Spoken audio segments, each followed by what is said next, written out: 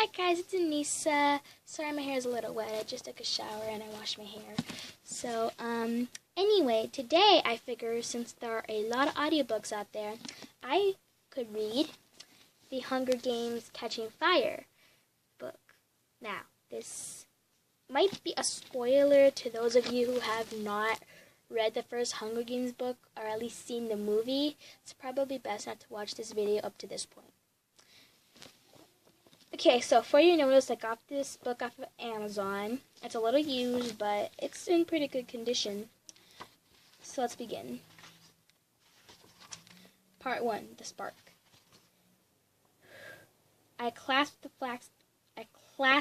flask between my hands, even though the warmth in the tea has long since leached into the frozen air. My muscles are clenched tight against the cold. If a pack of wild dogs were to appear at this moment, the odds of scaling a tree before they attacked are not in my favor. I should get up, move around, or work the stiffness from my limbs. But instead I sit, as motionless as the rock beneath me, while the dawn begins to lighten the woods. I can't fight the sun. I can only watch helplessly as it drags me into a day that I've been dreading for months. By noon, they will all be at my new house in the Victor's Village. The reporters, the camera crews, even Effie Trinket, my old escort, will have made their way to District 12 from the capital. I wonder if Effie will still be wearing that silly pink wig, or if she'll be sporting some other unnatural color, especially for the victory tour. There will be others waiting too. A staff to cater to my every need on the long train trip, a prep team to beautify me for my public appearances. My stylist and friend, Senna, who designed the gorgeous outfit that first made the audience take notice of me in the Hunger Games. If it were up to me, I would try to forget the Hunger Games entirely. Never speak of them. Pretend they were nothing but a bad dream. But the victory tour makes that impossible. Sorry,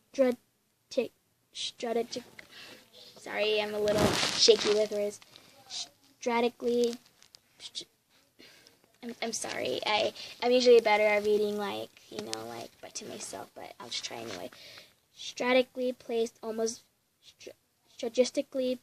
almost midway between annual games, it is the capital's way of keeping the horror fresh and immediate. Not only are we in the districts forced to remember the iron grip of the capital's powers each year, we are forced to celebrate it. And this year, I am one of the stars of the show. I will have to travel from district to district to stand before the cheering crowds who secretly loathe me, to look down into the faces of the families whose children I have killed. The sun persists in rising, so I make myself stand. All my joints complain, and my left leg has been asleep for so long that it takes several minutes of pacing to bring the feeling back into it.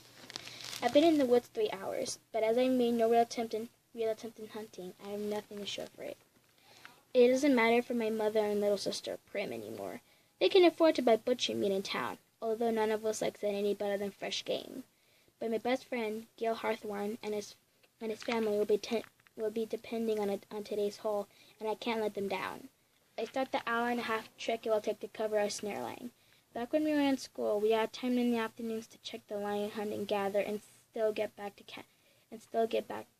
trade in town. But now that Gil has gone to work in the coal mines, and I have nothing to do all day, I've taken over the job.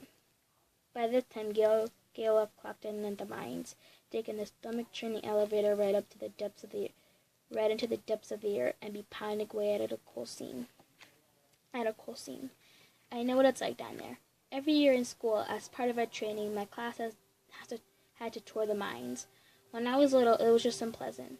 The claustrophobic tunnels, foul air, suffocating darkness on all sides. But after my father and several other miners were killed in an explosion, I could barely force myself onto the elevator. The annual trip became an enormous source of anxiety.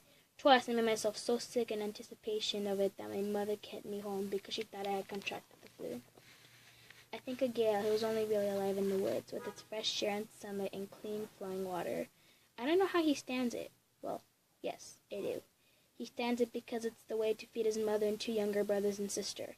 And here I am with buckets of money, far more than enough to feed both their families now, and he won't take a single coin. It's even hard for him to let me bring in meat, although he'd surely have kept my mother and Prim supplied if I had been killed in the games.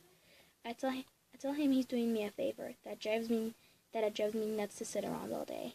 Even so, I never drop off game while he's at home, which is easy since he works 12 hours a day.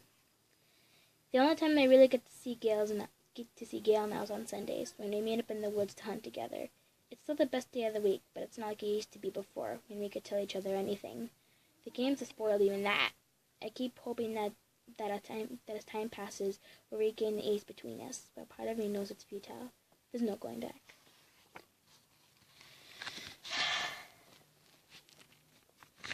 I get a good haul from the traps. 8 rabbits, 2 squirrels, and a beaver that swam into a wire contraption Gale designed himself. He's something of a whiz with snares, rigging them to bend saplings so they pull the kill out of the reach of predators, balancing logs and delicate stick triggers, weaving inescapable baskets to capture fish.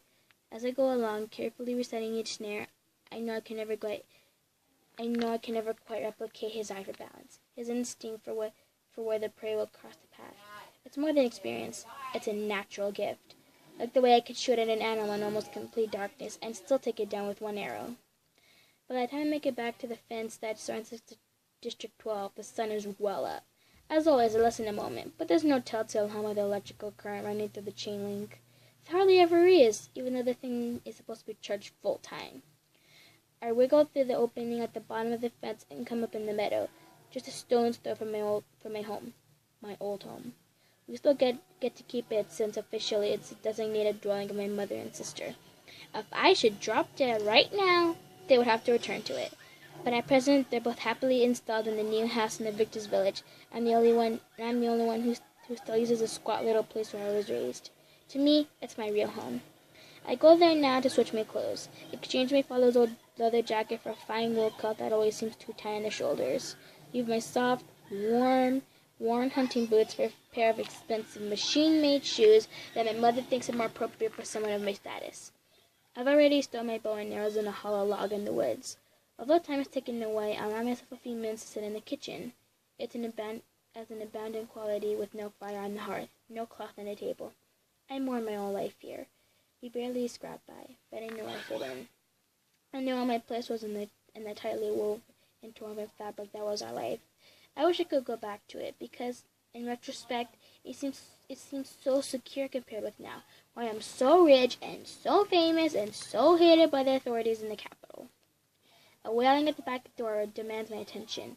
I open it to find Buttercup, Prim's scruffy old tomcat. He dislikes the new house almost as much as I do, and always leaves it when my sister's at school. We've never been particularly fond of each other, but now we have this new bond. I let him in, feed him a chunk of beaver fat, and even rub him between the ears for a bit. You're hideous, you know that, right? I ask him. Buttercup nudges my hand for more petting, but we have to go. Come on, you.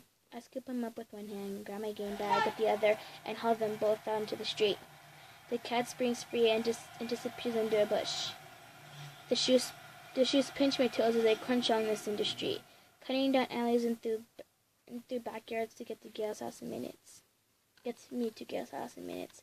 His mother, Hazel, sees me through the windows when she's bent over the kitchen sink. She dries her hands on her apron and disappears to meet me at the door.